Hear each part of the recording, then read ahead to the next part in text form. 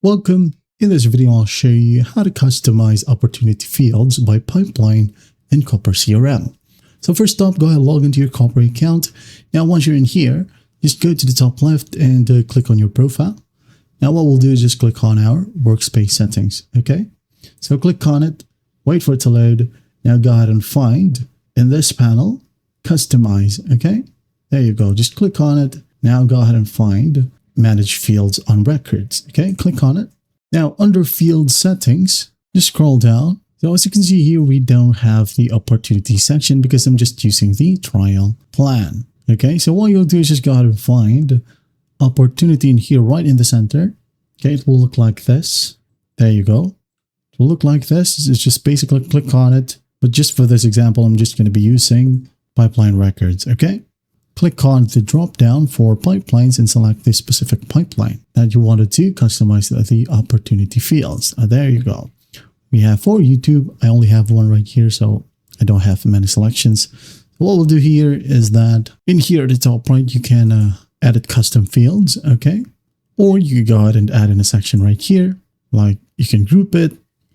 Group one, you can rename the group right here. Just drag and drop. For example, name, primary contact, just drag it, okay? Here as well, like the owner, and that's about it, okay? Now, if you want to create a new field, just click on create field right here, or you could go ahead and add in more section, okay? For example, create a field.